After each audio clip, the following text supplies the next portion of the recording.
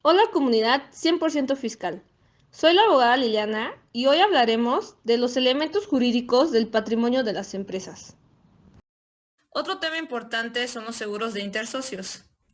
Este busca subsanar los problemas económicos que se generen cuando uno de los socios fallece. Estos seguros buscan garantizar la continuidad de una empresa o negocio, por lo que brinda a los demás socios la cantidad de dinero necesaria para cubrir la parte de inversión que cubría el socio o bien para comprar sus acciones y absorber ese espacio. De esta manera se puede evitar que la familia de la persona fallecida se quede sin dinero ante los gastos que implica una defunción. Que la familia tenga que verse obligada a involucrarse en el negocio cuando no está interesado o no tiene los conocimientos del mismo. Otro punto es que la familia no tenga que depender de los ingresos que la sociedad puede o desea otorgarles y protege a los socios restantes de que personas ajenas al negocio busque ser parte de las decisiones y por consiguiente pueda llevar a mal cauce la situación de la empresa. A diferencia de otros, este seguro cubre una suma de dinero correspondiente a la aportación que cada socio hace a la empresa y al valor de sus acciones correspondientes.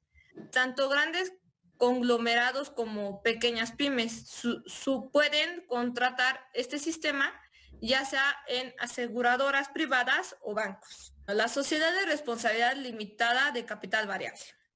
La sociedad de responsabilidad limitada en México es la sociedad mercantil intermedia que surgió para eliminar las restricciones y exigencias de la sociedad anónima, que se constituye mediante una razón social o denominación y en donde la participación de los socios se limita al monto de su aportación representada mediante partes sociales o de interés y nunca mediante acciones.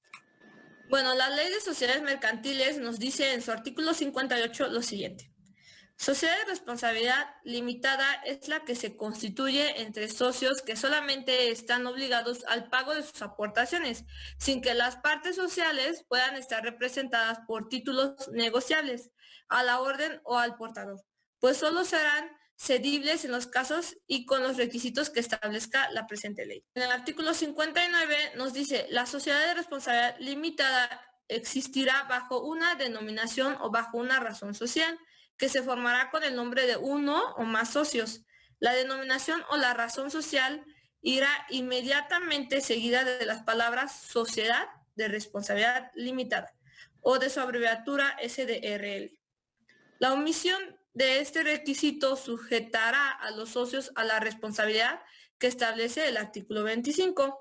En el artículo 160 dice, cualquiera persona extraña a la sociedad que haga figurar o permita que figure su nombre en la razón social, responderá de las operaciones sociales hasta por el monto de la mayor de las aportaciones.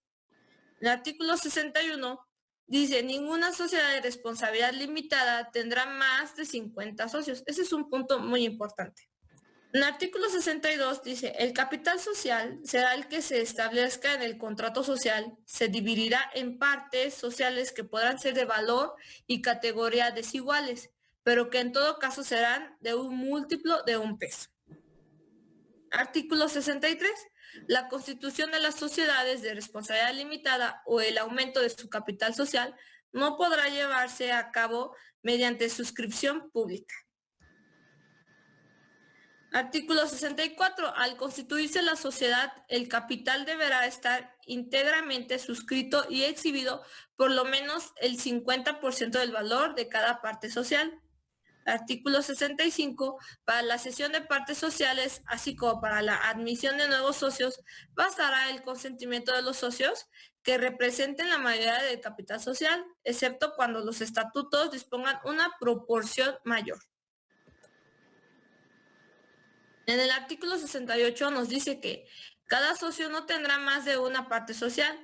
Cuando un socio haga una nueva aportación o adquiera la totalidad o una fracción de la parte de un coasociado, se aumentará en la cantidad respectiva el valor de su parte social, a no ser que se trate de partes que tengan derechos diversos, pues entonces se conservará la individualidad de las partes sociales.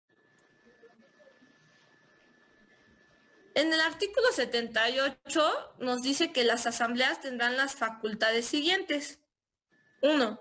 Discutir, aprobar, modificar o reprobar el balance general correspondiente al ejercicio social clausurado y de tomar con estos motivos las medidas que juzguen oportunas. En el punto 2 dice proceder al reparto de utilidades. En el número 3, nombrar y remover a los gerentes. En el cuarto, designar en su caso el Consejo de Vigilancia. Y en el 5, resolver sobre la división y amortización de las partes sociales. Tenemos más puntos como el punto 6 nos dice que es exigir en su caso las aportaciones suplementarias y las prestaciones accesorias. 7. Intentar contra los órganos sociales o contra los socios las acciones que correspondan para exigirles daños y perjuicios. 8. Modificar el contrato social. 9. Consentir en las sesiones de partes sociales y en la admisión de nuevos socios. 10. Decidir sobre los aumentos y reducciones del capital social. 9. Decidir sobre la disolución de la sociedad. 12. Las demás que les correspondan conforme a la ley o al contrato social. Ok, nuestro último tema es el fideicomiso. Bueno, el fideicomiso es el término que alude a un contrato mediante el cual un individuo encomienda dinero o bienes de su propiedad a una persona jurídica o física para que los administre en beneficio de un tercero y luego del cumplimiento de una condición o de un plazo. Los transmitan nuevamente al fiduciante, al beneficiario o a otro sujeto. Cuando se constituye un fideicomiso, las partes involucradas no son propietarias del bien en cuestión. Estos bienes, además, no pueden ser objeto de persecución de los acreedores del fiduciante ni del fiduciario, ni resultar afectados por la quiebra de alguno de ellos.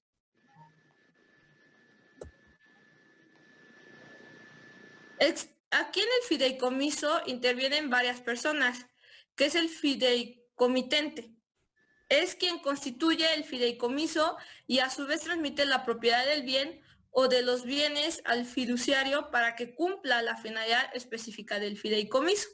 Bueno, ¿y quién es el fiduciario? Es la persona encargada por el fideicomitente de realizar el fin del fideicomiso. Este se convierte en el titular del patrimonio constituido por los bienes o derechos destinados a la realización de tal finalidad. Solo pueden ser fiduciarias las instituciones expresamente autorizadas para ello conforme a la Ley General de Instituciones de Crédito.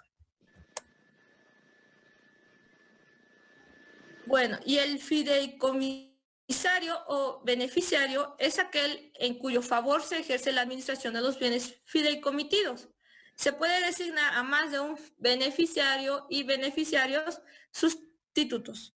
Si el beneficiario no llegara a existir, no acepta o renuncia, el beneficiario será el fideicomisario y en defecto de este será el fiduciante. Es quien recibe los bienes fideicomitidos una vez extinguido el fideicomiso por cumplimiento del plazo o la condición. En la Ley General de Títulos de Operaciones de Crédito, en el capítulo 5, sección primera del fideicomiso, en su artículo 381, nos dice, en virtud del fideicomiso, el fideicomitente transmite a una institución fiduciaria la propiedad o la titularidad de uno o más bienes, o derechos según sea el caso para ser destinados a fines ilícitos y determinados, encomendando la realización de dichos fines a la propia institución fiduciaria.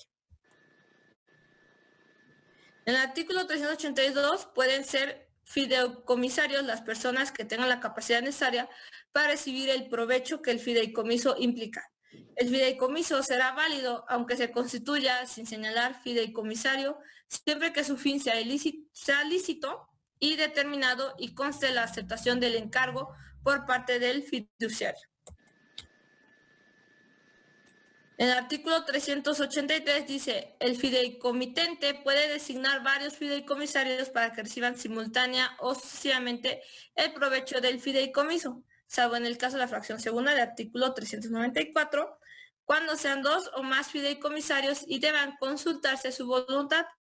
En cuanto no esté previsto en el fideicomiso, las decisiones se tomarán por mayoría de votos computados por representantes y no por personas. En caso de empate, decidirá el juez de primera instancia del lugar del domicilio del fiduciario. En el artículo 384 solo pueden ser fideicomitentes las personas con capacidad para transmitir la propiedad o la titularidad de los bienes o derechos objetos del fideicomiso, según sea el caso, así como las autoridades judiciales o administrativas competentes para ello. En este último artículo, en el 392, dice que el fideicomiso se extingue de las siguientes razones. Número 1, para la comisario. 6. Por revocación hecha por el fideicomitente cuando éste se haya reservado expresamente ese derecho al constituir el fideicomiso. 7. En el caso del párrafo final del artículo 386 y número 8 en el caso del artículo 392 bis. ¿Pero qué nos dice el artículo 392 bis? Nos dice lo siguiente. En el supuesto de que a la institución fiduciaria no se le haya cubierto la contraprestación debida en los términos establecidos en el contrato respectivo, por un periodo igual o superior a 3 años, la institución fiduciaria podrá dar por terminado sin responsabilidad del fideicomiso. Les agradezco mucho por su valioso tiempo y atención. Cualquier duda o comentario, escríbenos en nuestras redes sociales. Capacitando para el futuro.